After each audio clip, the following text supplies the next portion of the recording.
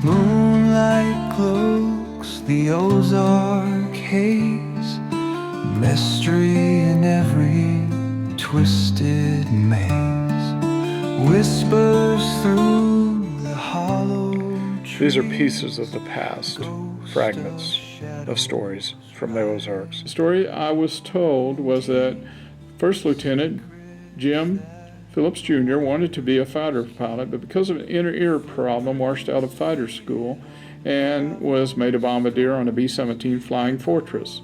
He was killed by a Nazi saboteur who sabotaged the transport plane he was on. The family, when I was young, would talk about him often. One of the first killed in World War II from Newton County, Arkansas. I've always wanted to find out more about this, but couldn't find out much. Also, in the Jasper Cemetery, my uncle Ray Phillips served as a China Marine before the Second World War in maybe the 20s or 30s. He was the oldest of my Phillips family uncles. I remember as a young man being shown a photo taken in China of individuals being beheaded. My uncle John Bryce Hutchison was in the 5th Army Air Corps when World War II broke out. It would make him mad if you called it the Army Air Corps. He was in the Air Force. He was a private pilot before joining in the 1930s and wanted to be a fighter pilot, but they wouldn't let him because he didn't have any college. He was at Pearl Harbor 7 days after the Japanese bombed it and said it was still smoking and burning. Staff Sergeant John Hutchison was on his way to Australia and then to New Guinea, one of the worst places in the world to be stationed in World War II. He would tell me many stories about that war and things he saw. A Japanese pilot was shot down over their base. The Japanese had a parachute and bailed out into the Australian sector. Yes, most Japanese fighter pilots had parachutes. They were not all kamikazes. And this was early in the war. In fact, the entire time my Uncle Bryce was over there, we were pretty much getting our butts kicked by the Japanese.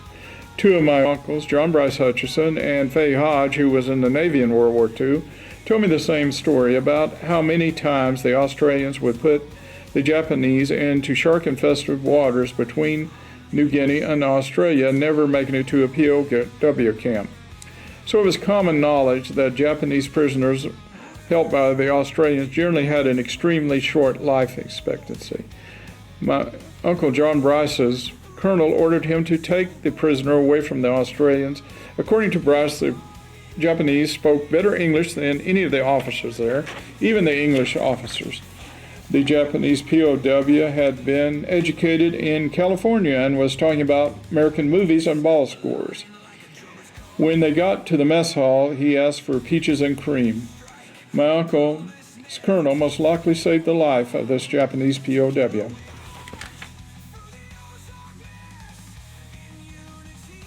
Union Hill got its name because it was an encampment for Union troops in the Civil War. There is a cave in the bluff across from Union Hill above the Little Buffalo River that the story I was told was used by Confederate soldiers who would hide in it and spy on Union troops. By night, women would sneak past Union pickets bringing food, water, and messages to and from the Confederates in the cave. The Union Army found out about this and put a cannonball into the cave, killing all the Confederate spies. The story I was told is that Dr. Lewis Phillips was a very, very dedicated doctor who put the needs of his patient ahead of his own needs. He contracted tuberculosis from his patients, and his wife was afraid of TB. My grandmother, Corey Jane Royce Phillips, took care of him until his death from that disease. His son had no children, so he left Dr. Phillips's 13 medical books to the grandson of the lady who took care of him. That's me. He was my great-uncle Lewis Phillips. The books were printed in late 1800s and to early 1900s. On his gravestone in Union Hill Cemetery, the words are written. His toils are past. His work is done. He fought the fight. The victory won. To bring comfort to those of us left behind, these words were engraved in his stone. His memory has been almost completely lost. is just one of the fragments of the Ozarks, the lost stories that are out there. I would challenge you to find these stories and to bring them to life. Let them bloom back if you can. So many people over the centuries have lived and died, never to be remembered. Most did not get a stone, most did not get a marker throughout the history.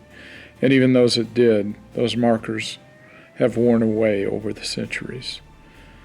Find these stories. This is your challenge to the viewer. And I thank you for your time.